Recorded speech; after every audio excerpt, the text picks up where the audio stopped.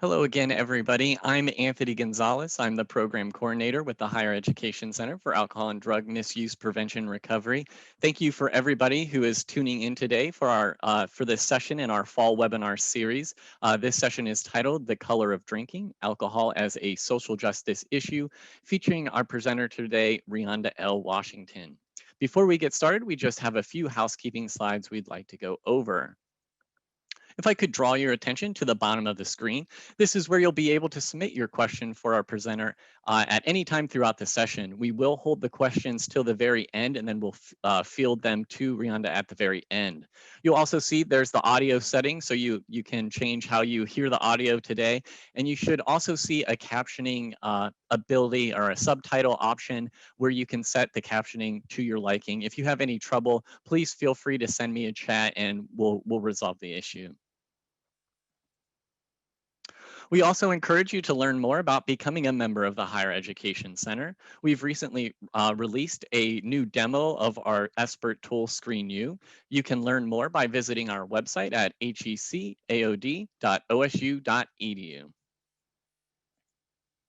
And with that, it is my great pleasure to introduce you today our presenter, Reonda Washington. Reonda is a substance abuse prevention specialist at the University of Wisconsin-Madison. Her work involves researching the UW-Madison alcohol culture, collaborating with campus partners to build capacity, addressing health equity, and data analysis. Reonda has been a member of the UHS Health Campus staff since July 2013. Thank you so much for being with us, and it's my pleasure turning it over to you. Hi, good afternoon, everybody. As Anthony did mention, I am Reonda Washington, and I work at University of Wisconsin-Madison. And this presentation is to talk a little bit about a study that we did and sort of the learning outcomes of it. So just a couple housekeeping things as we get started. Okay, yeah, sorry. So here are the learning objectives. I just mentioned them because they are, and I will try and hit everything out. I will be referencing a booklet of like the full study for those of you that are interested, and I have some pages in the presentation to show you what some of the students said, but to get fully what all of our students said, here's just that link. And then just when I'm talking about social justice, I like this definition because it talks about social justice as both a process and a goal, and that it requires action, and that you have to have equitable resources. So like when we're talking about alcohol as a social justice issue, this is sort of what I'm using as my reference for social justice.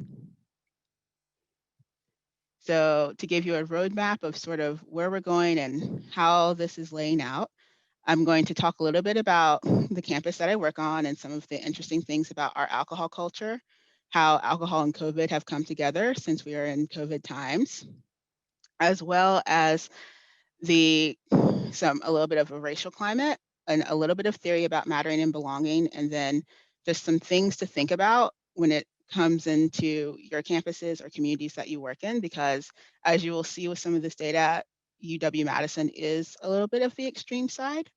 And then how we got to color of drinking, the findings, a little bit of debrief about the survey, and then just sort of the responses and how we have done some things around color of drinking with still things yet to come. So talking about our university, and I'm using last year's demographics, even though some of ours have now just gotten back in. But we are a predominantly white institution. We're a Research One, big D1 school. We are also historically and culturally located on an Indian burial ground. The Ho-Chunk Nation is where our campus is put on, and it's a land-grant institution. As you can see, we have a lot of white students, and we're about 50% male and female.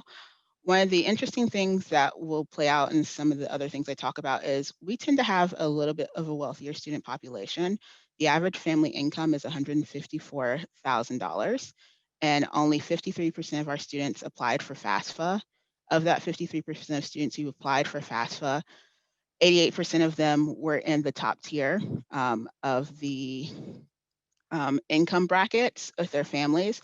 So we really don't have a middle class. There is a really stark difference between the haves and the have-nots in our campus environment. Also, one other unique feature of our campus is we are an urban campus, so we are integrated into the city. So talking a little bit about Wisconsin, because we're in the news a lot lately. Wisconsin is the #2 state for binge drinking among 18 to 44-year-olds in the nation. And so we're known for beers, packers, brats, but alcohol is a big part of the culture of the state. So it's not just with our core audience of college students, it is all the way up into adulthood. A little bit more about our alcohol culture is taxes for alcohol are really cheap. The beer tax hasn't changed since 1969. It's 0.04 cents. And like alcohol is really cheap and sustainable, but we don't also have a state governance that governs alcohol. It's done by municipality. So a lot of the laws are municipality based, and we have the Tavern League who protects all the taverns. And so some of the laws on the books are more about protecting the interest of the taverns than the health and safety of people. So some examples are the DUI, or operating while intoxicated, here is a misdemeanor. You can have 5 before your license gets suspended. We also have a weird parent law, which comes into play with students in a normal situation of where a lot of states have that you can drink with your parents in the privacy of your own home. Wisconsin takes it a little bit further, where you can drink and order with your parents in a tavern at any age, and it can be parent, grandparent, step-parent, guardian. So a little bit about our alcohol outlet density, and here are 2 maps. The picture with the red dots would be bars, the yellow dots would be grocery stores. As you can tell, per capita, Wisconsin has a lot of bars in our area. And then the other graph just shows you the concentration of taverns. Where there are some of the blank spaces, that would be lakes. So then zooming down to our campus and looking at the context of how alcohol looks on our campus. So Madison, we are an isthmus. And so that means we are surrounded by 2 lakes. And 50% of our undergraduate students drink at high risk. For our national average, that's 36%. And then some of you are like, but what about the other Wisconsin schools? They are at 35%. Within the 3-mile radius of our campus, there are 376 establishments that students can purchase alcohol that are not the places on campus. And then we do count BAC, and there's a detox facility that students are sent to if they have to be transported for medical attention. The average BAC that we see of our students who are transported is 0.222. For those of you that are like, what does that really mean in scope? 0.08 is the legal limit to drive. 0.222 is about 3 times that. So what we see within our student population is we attract students who drink more before they step foot on our campus. The college effect happens, and because we only have control over 1A, which would be the accountability, because it's available, it's accessible, it's affordable, it becomes something that becomes part of their campus experience. And also, the first year is the lowest for our undergraduates year of high risk drinking. They continue to build a pattern and continue to high risk drink at whatever rates that they have continued from the beginning. And so that continues. BAC is done by our police, and we have breathalyzers, and we record that data and track that, so it's not self-reported. And some of it is actual blood tests from the hospital and years. So just talking a little bit about alcohol and COVID.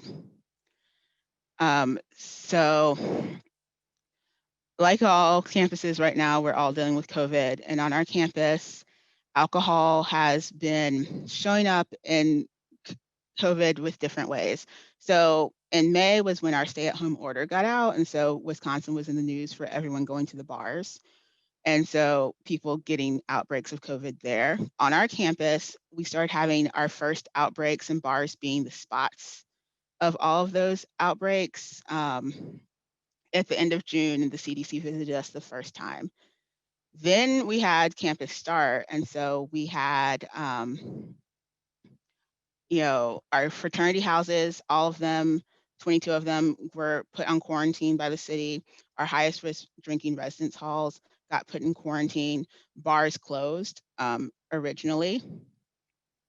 And then we have now come out of quarantine for 2 weeks, and our students' levels have gotten low, but the correlation between alcohol as the numbers are still climbing. And our Tavern League has just sued over the governor's order about capacity limits. And they won last week, they lost this week. We're starting football tomorrow, as that is also back. But our students, before going into quarantine, also made sure to get alcohol. And so alcohol and COVID have been going hand in hand on our campus, at the very least. I know it's not a conversation we're all having in different ways. Okay, so, oops, going back. Talking about sorry, in the controls, campus climate. So specifically talking about campus racial climate, UW-Madison has had a lot of racial incidents that have happened throughout the full time since mainly 2014 and Trayvon Martin's death all the way up until now. Kenosha is like 2 hours from us, so that's how we started our semester. But what's weird about Madison is we haven't dealt well with a lot of the racial incidents that have happened on our campus. Just some notable incidents that have happened over time. We had a shooting in the community of a young biracial man.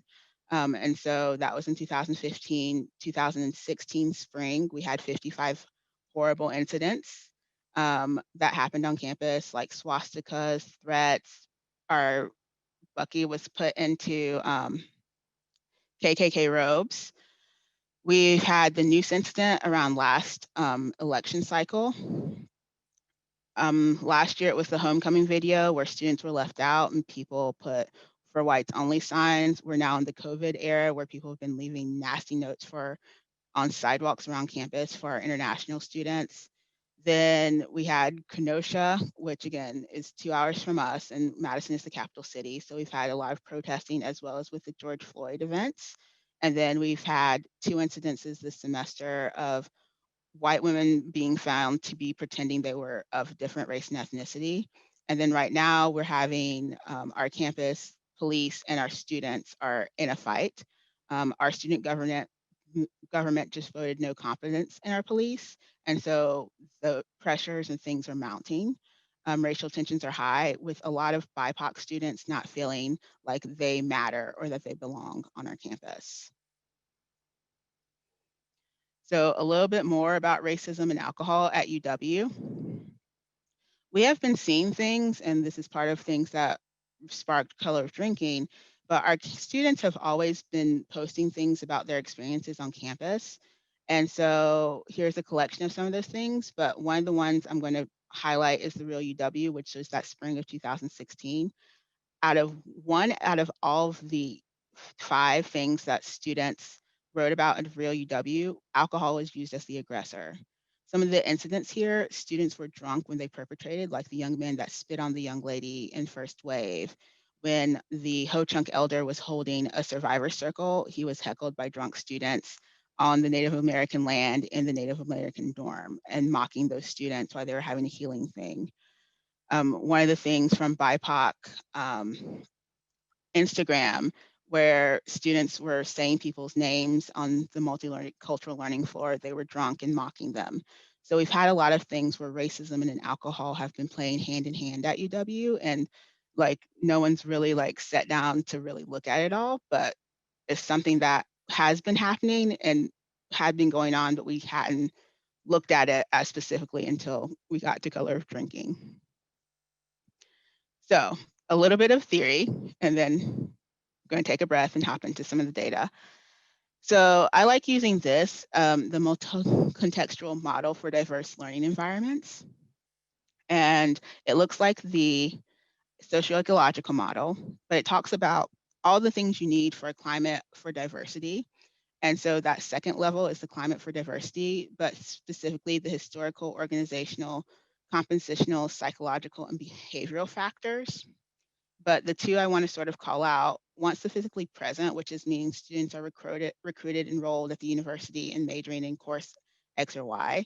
The social psychological presence, which is the mattering, and the relational presence, which is the belonging, are like the crucial factors. Do students feel like they matter and belong in your environments? And is that helpful for reading for diversity? So I'm going to take a breath and some things for you to think about and digest. Like I said, UW-Madison, we're an extreme end of things, but for the communities or universities that you're working on, what would this look like in your campuses? And like really that big question of how do we cultivate mattering and belonging environments that's inclusive and responsive to the needs of everybody? But just some things to think about as I get ready to hop into some of what we found in the study and how we got there.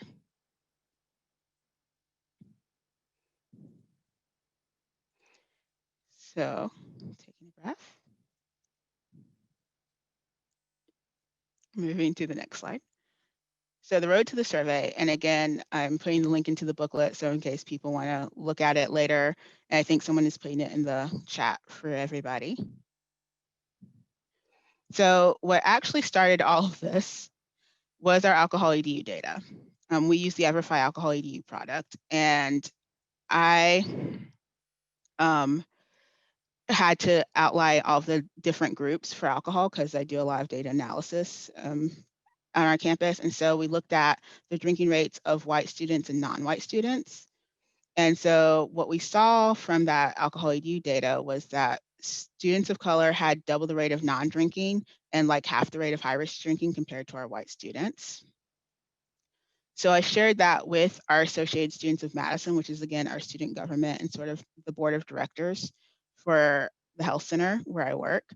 And so they were like, Ms. Washington, this is very interesting data, but do you have any information about this impacts or the negative impacts to students of color from other people's drinking? Because normally when we talk about negative impacts about alcohol and in all the research, it's about the drinkers' negative impacts instead of the harm they've caused other people. And so I went and researched, and at the time didn't have the answer. So I thought, maybe we would do a focus group or do some focus groups with different students of color to sort of see what are we trying to ask and what are we really looking for. So I hired my student Melissa, and we did it that fall, and we started working with the Machistas, who are a Latinx subgroup. And we started doing focus groups with them, and they sort of gave us the feedback, we don't have time for focus groups. And we're like, okay, what do you have time for? They're like, we'll do a survey. To which my response was, are y'all actually going to check your email? And they were like, we will if it's a short survey. And if you are like, if it's 10 minutes and if you give it to us like at a time like spring break. So that's how we got to the first color of drinking survey. The first color of drinking survey was done with only undergraduate students of color, and I'll be using some of that as reference points going forward. But IRB said it wasn't research at the time. So that brought us to doing the second color of drinking study. The first one was done in 2015. This one was done 2017, 2018 in that winter break. And we did a census of all of our undergraduate students of color, and we did a sample of our white undergraduate students, because the power of color of drinking has been that it's to elevate student of color voices first and foremost. And so with our response rate, we've got about a 25% response rate from students of color and a 17% response rate from our white students. So starting off, and for those of you that are following along in the booklet, this is on pages 7, 18, and 19 in the booklet. But we always ask this question of, describe the alcohol culture at UW-Madison. And this was an open-ended question for students. And what the themes that came out were completely different and the same. And I start here because this sets up the context for how we will talk about some of the other data going forward. And so with the students of color, they talked about the alcohol culture being prevalent and the alcohol culture being how UW-Madison students socialize, which is what the white students said first, and the pressure to participate in the drinking culture being high. The UW Madison white students said the same thing. The alcohol culture is how we socialize. The UW-Madison alcohol culture encourages drinking heavily, and participation in the alcohol culture is dependent on who you socialize with. What I also like to point out at this point of time is the thing that was the same. The alcohol culture is how UW-Madison students socialize. Let's hold on to that thought as we go into the next set of takeaways. Now, I've broken up the main points of the study into 5 takeaways. So takeaway 1, alcohol use by majority students is a protective factor for academic and social success. And y'all are like, what does that mean? So, like with all studies, we did the alcohol usage, and you can see that white students were high risk drinkers at 50% of the rate, while students of color were a little bit more staggered. What we added, and this is on page 8, I believe it's page 10 in the booklet, is flourishing. So flourishing has nothing to do with being a college student or alcohol use. It's just positive well-being. And we use the Garner scale because a lot of our other surveys that we compare stuff to uses the Garner scale for flourishing. We incorporated that into the survey. And what we found, and we've seen it in the other surveys too, is that for white students, high-risk alcohol usage is correlated with flourishing. Versus for our students of color, flourishing really isn't correlated with alcohol usage for them. And so we see the students who have the highest percentage of flourishing scores are problematic drinkers compared to non-white drinkers or compared to students of color who drink or don't drink. The other thing that we looked at when we're talking about this is GPA. And I know this is reported, and I'll have some actuals to show you in a minute, but like we really don't see a difference between GPA of students who drink and students who don't drink, which the research says the more you drink, the worse your grades are. On our campus, that isn't true. How we've seen this in some actual, comparative things that we've done is we've looked at the GPA of adjudicated students, which is 3.8. Our Greek women who have a high risk drinking rate at 72% have higher GPAs, and the highest women average. It's part of how they recruit. Our high risk residence halls, we have 20 residence halls, but our high risk drinking residence halls that drink at least 50% each semester have higher GPAs than even those with learning communities. And so students are succeeding fine in our environment while drinking, which is different than in other places.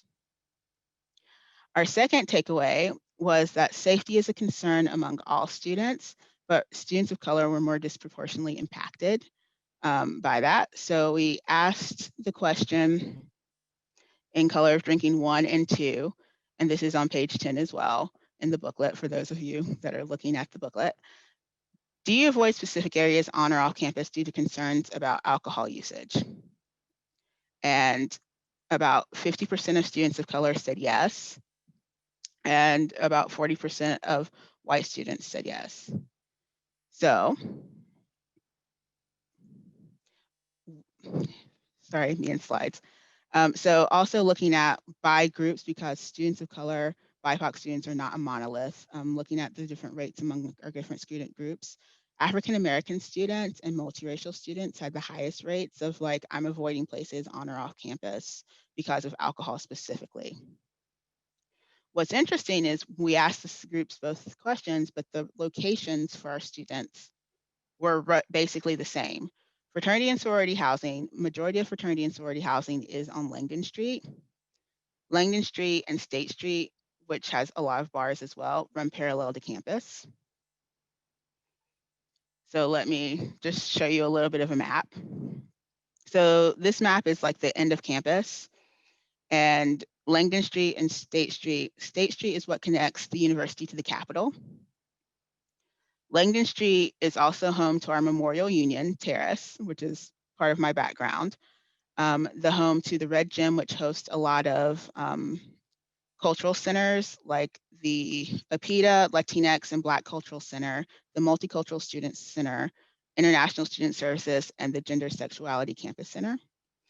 And then the only library that is 24/7, Memorial Library, is right in the middle, and across the street directly from Memorial Library is a bar. And that starts like campus integrating into the city. And then as you can see, as you go up State Street, there are bars as well. And so students are basically saying they don't feel safe. And regardless of race, but one of the things I always bring up is in a normal year, like if someone had to go and do work at the library Thursday, Friday, or Saturday night, how are they getting home and who might they have to cross? And so students brought up that concern. From Color of Drinking 1, here's a little bit of students describing some of that fear in their own words, or some of the things that they experience, especially the students where I feel less safe than on Langdon Street on Friday and Saturday night. Or like, I don't like walking from the bars on State Street because drunk people are out and I'll get in their way.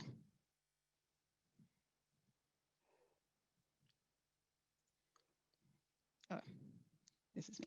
So then the next thing that we talked about was looking at the impact of health for how's alcohol impacted overall health and well-being in the time you've attended UW-Madison. This was a new question. This is on pages 12 and 20 in the booklet for those of you that are following along. And what we see is there's a difference in how students answered this question. For students of color, the things that came up for them was mental health and safety. They were concerned for their safety. They're scared to leave their house on a game day because of what people might say to them. They have anxiety if they leave the house on a game day or one of our high drinking holidays. And then for our white students, they talked more about the physical stuff, like I gained weight was in there a lot, or I hurt myself. And they also talked a little bit about the social aspects.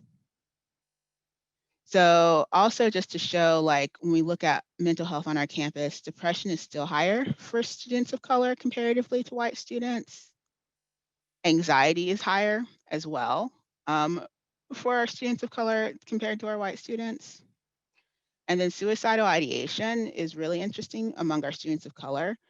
They're more likely to endorse suicidal ideation as being something that is okay, not necessarily have it, but see like, yeah, that's an okay thought. The other thing I also show here just to show like for the safety aspect, for sexual violence, women of color, with the exception of our Asian women, oh, I'm doing the wrong slides. Sorry, y'all. You're like, what in the world is going on? That's a me problem. Sorry, y'all. So going back, so again, students of color, mental health issues for safety and concern, and then for our white students, the weight and things. So again, depression higher for our students of color than our white students. The anxiety also higher for our students of color than our white students. And again, suicidal ideation more likely to endorse. So again, going to victimization, women of color, with the exception of Asian women, have higher rates of victimization on our campus. When we look at alcohol-facilitated sexual assault, we are higher than the national average. But then the other thing, going back to alcohol is how UW-Madison students socialize from the beginning. Majority of victims, and this is not victim blaming, were drinking, voluntarily the night of perpetration. And so again, with that, alcohol is how you socialize at UW, how that sets up environments for our students to be involved in. So getting to takeaway 3, high-risk drinking is how UW-Madison students connect and belong. So I asked, this question was a new question compared to Color of Drinking 1, and this is on pages 13 and 20 in the booklet. So about 46% of students, regardless of race, said alcohol was tied to belonging. What I find interesting is the dichotomy of what they talked about and their themes of responses. And some of them are the same, but some of them are very nuanced. So going back, sorry. If you don't drink, you don't fit in at UW-Madison from students of color. Alcohol use by others makes me feel isolated. Alcohol use enhances racial issues from students of color. Then from our white students, alcohol helps you fit in and belong. If you don't drink, you don't belong. Alcohol helps you meet new people. Drinking alcohol helps me feel like I belong at UW-Madison, and alcohol use helps you bond with people socially.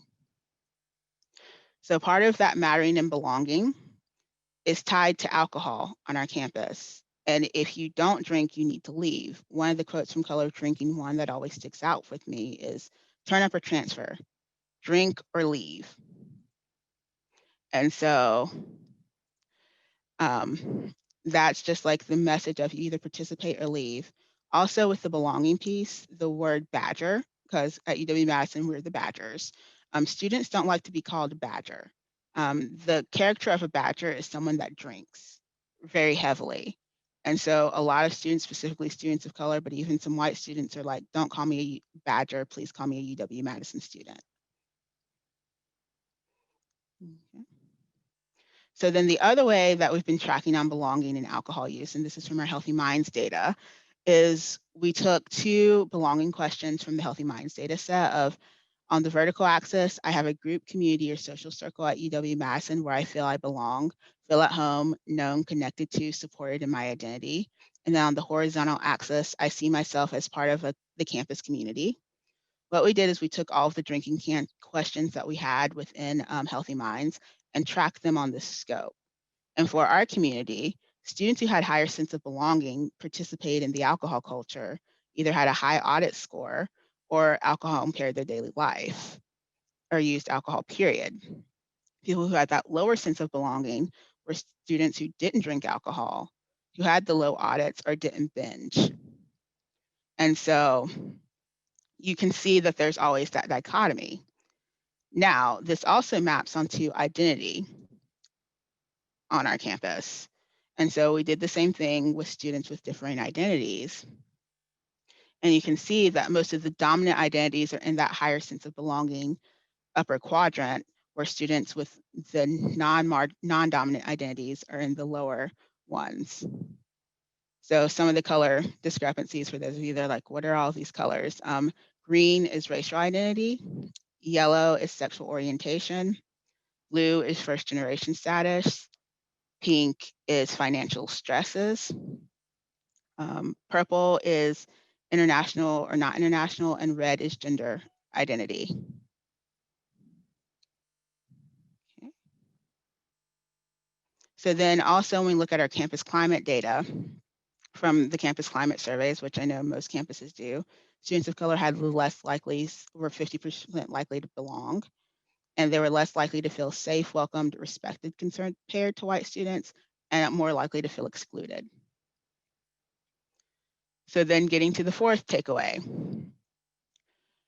Racial climate and microaggressions impact student of color's well-being and retention the most. So in Color of Drinking 1 and in Color of Drinking 2, I asked about microaggressions, and I used this definition, and by this definition, this was the only question I did not ask the white group of have they experienced microaggressions. And so have you experienced microaggressions? And these are only students of color, but it stayed about the same both years, 62% roughly. I was the first campus survey to actually ask microaggressions as microaggressions. And what we also found, we asked about alcohol specific, 48% of students would say that they had experienced an alcohol specific microaggression. When we looked at who experienced microaggressions, and this is on pages 22 and 23 in the booklet, 79 or about 80% were experienced by Black students at the most, and then variations across them. When we do the analysis, because we're working on another paper about this specifically, but if you start with race and then go to gender, African American women experienced microaggressions the most. If you started with gender, then went with race, Asian American women experienced microaggressions the most. And so seeing what their experiences have been on campus all along. And just some examples of what students were saying of things that they had experienced.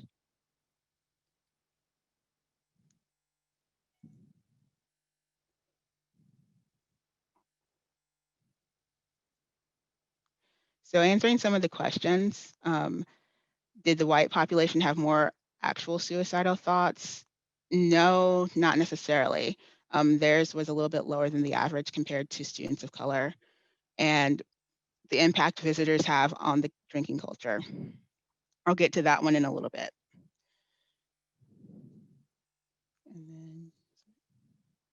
And then some of the student quotes from Color of Drinking 1. The top one always sticks with me because it's the most degrading the students said they felt on university property.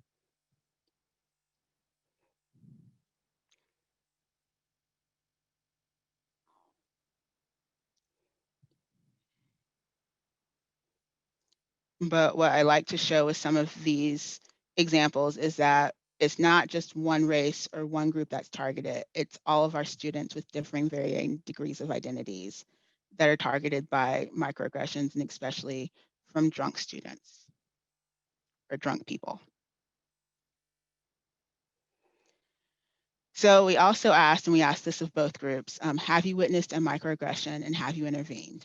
Students of color had witnessed more, but there was still a good percentage of white students who had witnessed a microaggression, but intervention was low. And so our campus climate survey, like I said, they didn't ask specifically about microaggressions, but have you experienced or witnessed intimidating behavior? Students of color had experienced it more than white students. We also asked in Color of Drinking, have you considered leaving? Because we wanted to know, like, is this impacting you wanting to leave? And what we found, and this is on page 11 in the booklets, was that students of color were 4.5 times more likely to have considered leaving the university than their white peers. And we asked, and we asked them why. For students of color, racial climate was number one. For white students, academic reasons were number one, and then mental health was number two.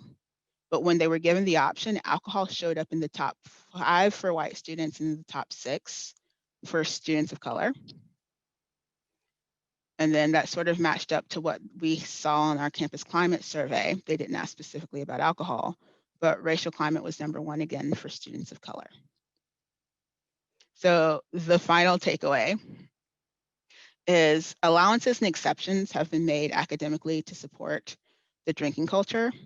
So from Color of Drinking 1, I took a question and broke it up into more specifics. Sorry. This is me. Page 17 is where you'll find this if you're following along in the booklets. And so in our drinking culture, or in our culture, exceptions have to be made, like students finding alternative study spaces because of the drinking culture, scheduling group work around the drinking holidays, and professors and TAs discussing, but mainly joking about alcohol in the classroom. That one's the one that's statistically significant, and making comments and inviting students out to drink. And this is, again, some of those responses that get at some of those academic pieces. And the top response about it's made me feel awkward in the classroom when TAs and professors constantly talk about drinking and maybe having students meet up to drink has actually gotten our faculty to be a little bit more involved with some of the things as the resources from the study. So then we also asked about negative consequences to the drinker as is performed. And so since students of color don't drink as much as white students, their consequences aren't as high. But being too hungover to attend class, choosing to drink instead of study, and performing poorly on an assignment are the ones that are statistically significant. And again, some of what the students of color, using some things from Color of Drinking 1, sort of said about their drinking and some of those consequences they've been experiencing.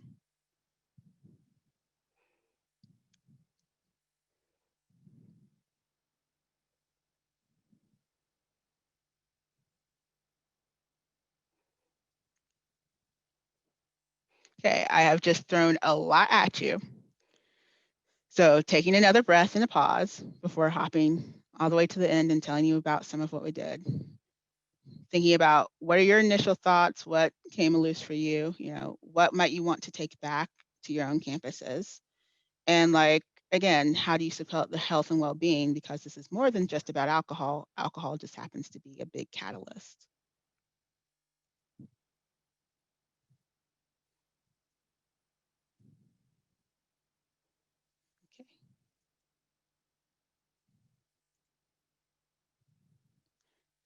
So moving on to a little bit about what we did in response, or what campus did. So the initial campus response. So we've done this survey twice. And so the first group that stood up and said like, hey, we're going to take this serious was honestly our police department. They had heard me talk about like students not feeling safe in the Langdon Street area. And until the last couple of years, our police didn't have jurisdiction to enforce on the Langdon Street area. They took it up and they started working with the Madison Police Department to try and have more of a presence. And now there's a Langdon Street liaison officer that patrols that area, but to try and help keep students safe and patrol those areas. Our red gym, which again is the home to many of the cultural centers and the different groups, hosted the first alcohol-free event open to all students. And some of you are like, but aren't you already doing alcohol-free programming? Housing is the only place that's been doing alcohol-free programming, and it's only for students who live in housing. Our unions are not considered alcohol-free programming because all of our unions sell alcohol. 70% of all union sales are alcohol. So that's not technically an alcohol-free event because people can wonder with alcohol, sort of like the person asking about like outside influences. Our union is open to everyone, and members are allowed, but like the community can come in. And so people can wander with their alcohol and be in different places, and sometimes that does cause problems. Our housing changed a lot of their policies, and they're still changing policies, but they went to a more restorative justice model, specifically for when people did things while drunk, because in housing we tended to see a lot more of those incidents and could do something about them. So they've been doing restorative justice practices and also having harsher sanctions for people involved, and also doing things with community care. And then our Center for Leadership and Involvement, which is where fraternity and sorority life used to be under. They've now moved, like, asked our fraternity and sorority life not to load their buses for events right in front of the red gym. They technically just moved it down the street. And so fraternity and sorority life were like, that's fine.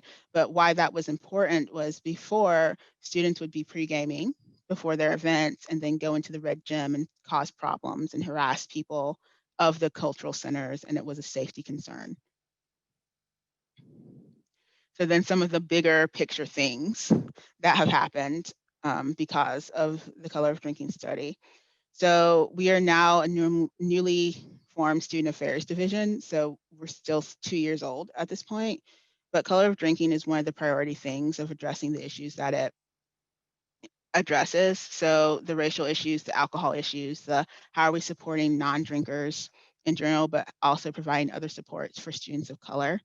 Our identity and inclusion division also is using color of drinking as one of the guidelines for how they plan programs and integrating it into some of our social justice programming. Our fraternity and sorority life, we had an alcohol review, and color of drinking is one of the main pieces that are used based to help with the strategic plan and Langdon Street. And then our student involvement coalition, used color of drinking to help craft their list of demands. And in response last year to the homecoming video, they made part of it like, we're not safe in this home. And as you can see, like those are stills from the video of Langdon Street, but to help advocate for the needs of things to move forward for our campus. How have students used color of drinking? So with Color of Drinking 1, so from spring 2016, the student activists used it to get our Wisconsin program, which is required diversity training for everybody, or for all first years students, and we're working on it being for graduate students, but this is the first year it's been mandatory, but that started the ball. Our Multicultural Student Center used it to help get the APITA and Latinx cultural centers, which we now have as well. And then for our own programming, our Badger Step Up program used color of drinking in some of our leadership pieces at the end. So looking at some of the bigger impacts, because we're still doing things, we are not perfect. not everything has been addressed, but some of the weird things that happened or that we have been seeing and our momentum moving slowly with it is it's garnered attention from campus administrators. Now, and it's sort of weird for me as the person who has done this survey, like to hear like when we have any big new hire, they are always having to talk about color of drinking, or it shows up in their presentations, or students are asking them about that. So our campus administrators are aware, and it's like become a big piece of like people have to know about it when they come to campus. But it also brought alcohol into our campus climate conversation. And if you asked my old boss, because who helped start this process, she's like, it got us into the room, University Health Services, in different rooms that we might not have been part of. Before color of drinking, administrators were not able to talk about alcohol in our campus climate context. And so now they can, and they can see how alcohol is part of campus climate. We still have lots of other ways to go. But it's also caused our faculty and staff to reevaluate practices in their classroom, especially about how people are talking about alcohol, like inviting students out, both TAs and students. It's been in TA training, we've done faculty training. One of my counterparts who is in charge of our faculty stuff has been doing work with teaching practices in the classroom to have high impact and where the most. And so alcohol is part of that conversation. And we've also, for us, the biggest change has been like the shift in thinking about health equity and allocation of resources. Like with most campuses, and because of like the Wechsler study and some of the DeYoung work, like we had put a lot of our resources into addressing things for high-risk drinkers, doing the impacts of the high-risk drinkers. And like basics, K6, all of that stuff, we've done it. But what the thing happened with color of drinking is we started shifting some of that focus.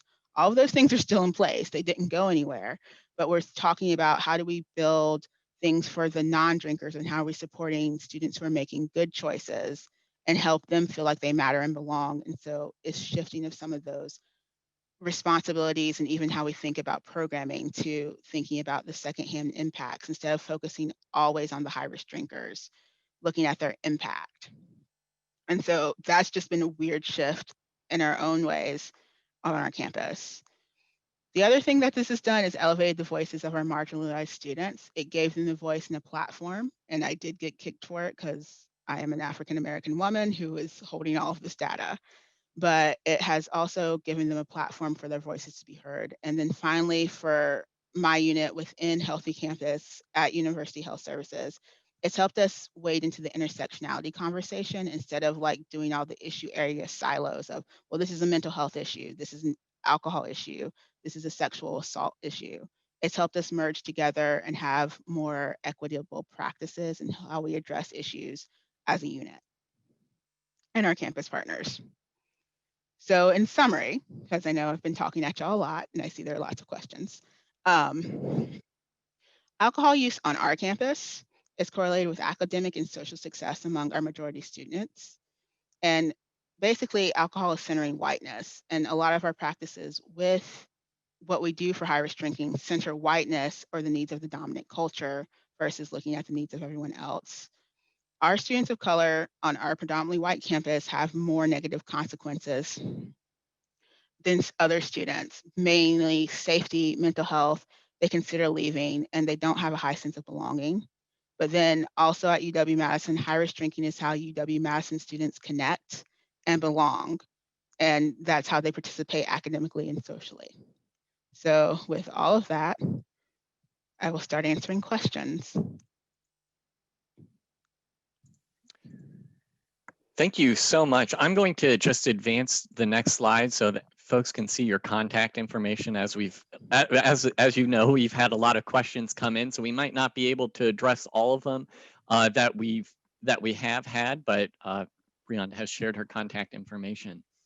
So the first question we had was, has the environment on campus shifted at all after the protest and State Street was full of protest art?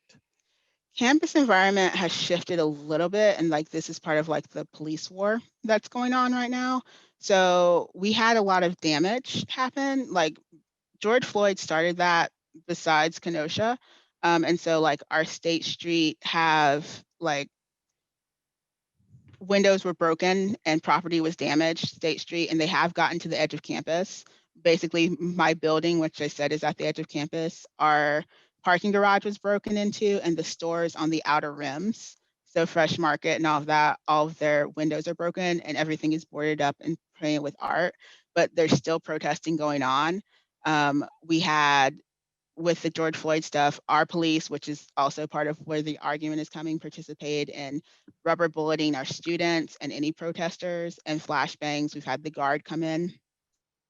And so it's caused a lot of like tensions and things, and it's still going on strong. Like people are still protesting every couple of days, and not as much from Kenosha and from some of the stuff from the summer, but it's bled into campus climate and the after impacts of our campus community. There's still protesting going on.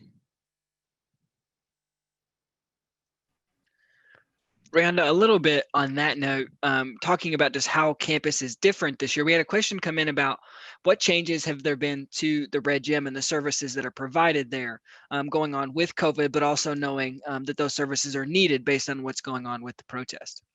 So, and this is one of the backfires of color drinking. I say that. So they have been doing some hours, but like tomorrow night, I know they won't hold any in person, and that's become like the go-to on game days. They know students will get more harassed because of where the Red Gym is located, so they won't hold their services. But during COVID, the student affairs has made someone have to have, each office in the Red Gym has had to have 30 hours of someone being in the office. And like, yes, they're doing that with all of the masking and like social distancing guidelines. But so all of the offices in the Red Gym are open for at least 30 hours a week for students if they need to find that belonging. But like when we have high risk events, so like tomorrow is our first football game back, they will close it because they don't want students to get harassed by drunk people, which answers some of that question about campus visitors. Because it's not just students who are causing some of the racist or drunk things, it's sometimes the visitors. And so instead of having them put that there, even though that community is needed, they would rather, keep students safe and out of that environment. The same is probably going to happen next weekend because it's Halloween, even though we don't have a home football game, it's just a high drinking time and they don't want students to get harassed. Thank you so much. Were there any differences by gender within racial groups in terms of concerns about not feeling safe in particularly high drinking areas on campus? Women of color had higher rates of feeling less unsafe, and they talked about that. Like in the book, and I don't think I had the quote in here, one woman talks about like just walking and being surrounded by white men and trying to force her to drink and do things. And a lot of women did talk about sexual harassment that took place, but it was women of color that talked about that. And so they tended to have a little bit more of that safety concern than men of color in the study. Thanks, Rand. I have two questions. One should be a quick one. With the Tavern League, did they differentiate between tavern and bar? They don't differentiate, but I think it has something to do with licenses.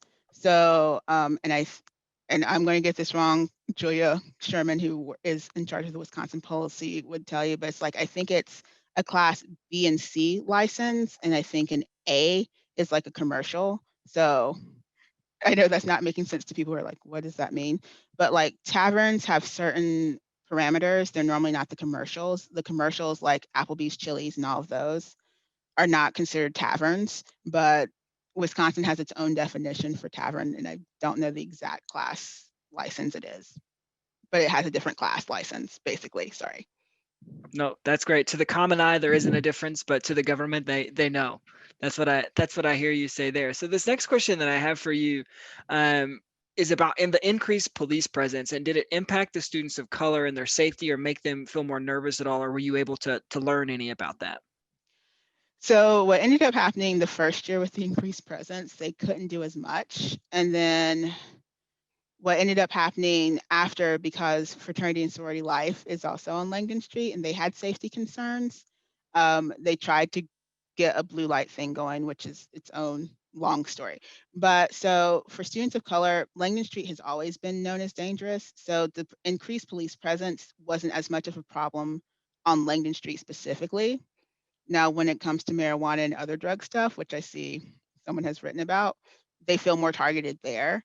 But like for the increased presence on Langdon Street, students of color didn't have more of a problem with police being there than not, because they're like, there's just at least someone there to at least witness what things are being said to me on the street.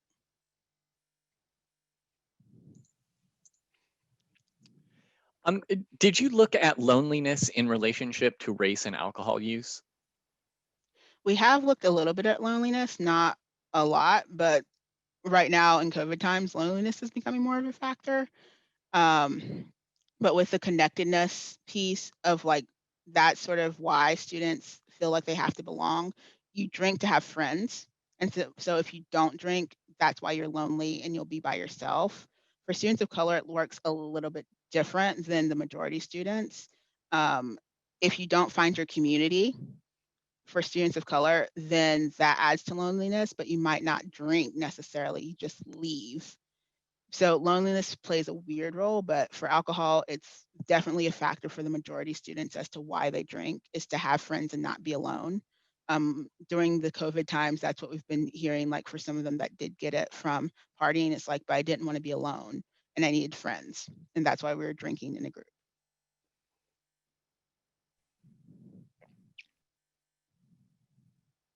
Thank you. That's a lot. I'm ready to ask my next question, but I'm still thinking just on that. But that's a lot, knowing that our students are having that thought process.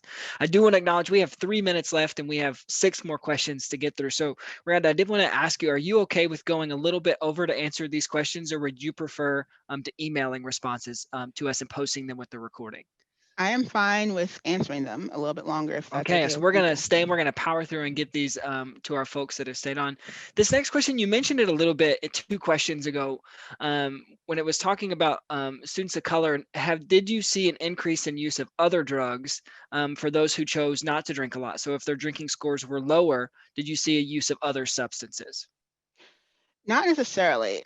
So how substances end up playing out on our campus, and for students of color, and even our police admit this much, which is a weird thing. They're like, police are more likely to catch a student of color with marijuana, but they're most likely not the group that's smoking it. In our campus, marijuana becomes the second drug because it's not legal in Wisconsin. And students of color won't drink, but we see with the marijuana users that they tend to be high risk drinkers. And so there becomes a little bit more profiling of students of color for marijuana, even though they're not the highest. They don't tend to smoke marijuana more than our white students. And then our white upper class students also like cocaine as well. So with marijuana, it's a little bit iffy. It's not that there's more usage among students of color than our white students, but they're more singled out by law enforcement than our white students.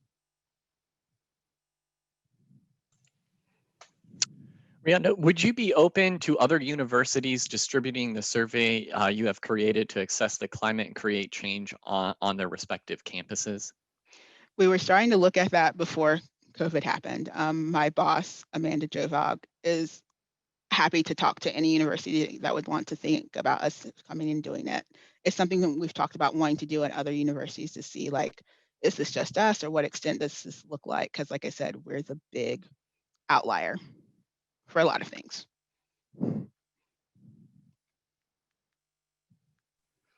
And our next question is about football. We know we talked about this before, and then you mentioned it. Their first football game is tomorrow with the Big Ten officially kicking off. And it says, with the Big Ten not allowing ticketed fans for football games, is there fear that tailgating will move even more to Langdon Street? And what effects does that have? So here are all the things, and I know this is like a complicated answer to this question. So for us, that's been the concern, and that's the concern of the city, public health, the mayor. So right now, normally on a tailgate, like normally on a football game day, the stadium isn't the worst place that we worry about. It's outside of the stadium, both around the stadium and Langdon and Straight Street, because crowds of people just flock and normally drink in beer gardens or hang out at the different houses. Right now, the city put a ban on beer gardens, and our bars are only allowed to serve 25%. But the university doesn't own the lots around. the university. So people tailgate there. So we're still worried that people are still going to come to Madison to try and drink, and then State Street and the bars will still be open, even at 25% capacity. But there's been lines, like there's videos of people just standing in lines outside of the State Street bars and things. That was part of like, so that is the concern of people coming over. Like the inside of the stadium, we're not as worried about because again, they have lowered it. Now they've taken away students or parents being able to come in. So it's like less than 1,000 people, and that's mainly just the staff are only allowed in the stadium. So we're really concerned about people who are going to come to town regardless and try and live like they are. We can control, like all the university lots are closed. Like no one's going to be allowed in the unions, but there are a high saturation of bars and other things that people can go and flock to enjoy the game. You kind of touched on this. Did you ask anything about criminal justice involvement as a consequence? If so, anything significant between BIPOC and Caucasian students? We did not ask about criminal justice as a consequence. So I did not answer. We did not ask about that, but that's something we should ask.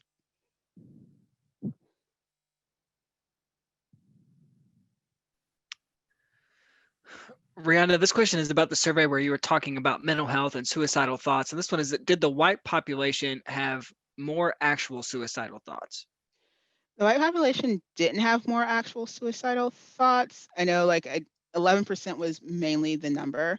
It was more orientation based and like had higher rates.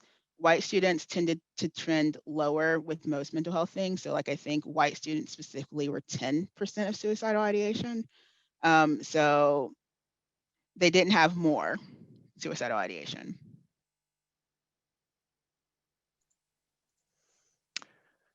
This is just a quick question but do you know what the number of Wisconsin residents versus out-of-state students is? Yes. Right now we are 61.8% Wisconsin residents and 30.9 non-residents and 7.4 international residents are our current numbers.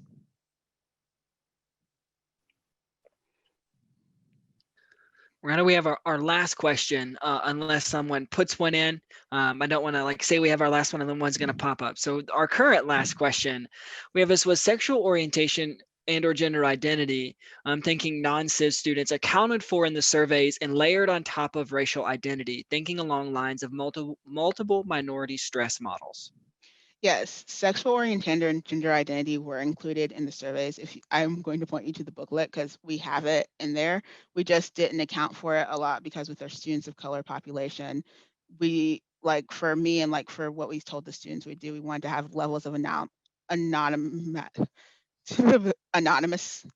to it. And so like if you put race and then their gender identity or sexual orientation, in some cases we could find them. But we did layer some of that on, and students of color had higher rates of having different gender identities and sexual orientations. And so with some of our other units like the GSCC, or Gender Sexuality Campus Center, and the MSC is something we've been talking about with the layering of all of how these stack. And also one of the cool things from Healthy Minds that I didn't talk about, because there's lots of things to talk about, is the more marginalized identities a student holds, the worse their sense of belonging is. So they do stack and they do layer. So we did have a few more questions come in. How did the color of drinking inform prevention/outreach efforts within the AOD wellness areas on your campus? So we have, I do so much. So how it sort of informed things, our big initiative that we normally do, with the exception of this fall because it's different, First 45 Days initiative, it worked on us in prevention, like thinking about how we frame messaging in general and like working with housing and the police and conduct, like with all of how we're messaging and talking about alcohol among students. And then like what version, how are some of the messages we're seeing that could be off-putting to students of color, non-drinkers, or students in recovery. We've been working on getting a recovery community. We've also been working on a lot of the normative stuff, as well as some of the environmental stuff, with including all of our other campus partners. And so, like I said, everyone in student affairs basically can talk about alcohol. And so it's on everyone's agenda of like, how does alcohol tie into sense of belonging is what we're really working on, and trying to think of like with our efforts of, because sense of belonging is something everyone can work on, but we know alcohol is tied to that. And so how are we helping our students feel welcome, belong, and without alcohol, and like coming up with different initiatives with different groups. And again, I could go on for days, but I'm going to stop for time reasons. Thanks so much, Reonda. This will be our last question, even if more do come in just for time purposes. And so this one is asking about the ratio of African American male students taking the survey compared to white male students taking the survey. I don't remember the exact breakdown like of that. I think there were less African American males specifically than white males, just because of how our sampling of each of the groups worked out. But I can't call the numbers off the top of my head right now. Would those numbers be broken down in the booklet? I believe they are. That's why I'm Okay. like, I was trying to bring the booklet up. No, you're good. So as long as they're in the booklet, I think that is great. So that is all of our questions. And so Reonda, I just want to thank you. I do encourage you to look at the chat, because I want you to know people are singing your praises and just thanking you for the work that you are doing, the labor that you are putting in, and willingness to talk about it, because we know you mentioned before the call with us that this is not exactly the most fun topic and fun presentation. And so thank you from the bottom of our hearts at the Higher Ed Center and just from the field for your work and for your willingness to share your work with us today. And to your students, you're changing their lives at the University of Wisconsin-Madison, and we know it's going to do that across the country. So thank you so very much. The last housekeeping item we have from the Higher Ed Center is that we have an upcoming water cooler chat October the 27th at 2 p.m. This is one that's going to be an open chat. So if you just have questions that you want to work with each other on, or see what other campuses are doing in regards to alcohol, it could be COVID related, not COVID related, whatever it may be, we encourage you to do that. I will be facilitating that conversation, so I hope you can join us on the 27th at 2 p.m. And so with that, we are officially concluding today's webinar. Thank you so much for your attendance, and just your time and your attention. We look forward to engaging you further. And to one more thank you to Reonda. We greatly appreciate your time and your energy in sharing your expertise and research.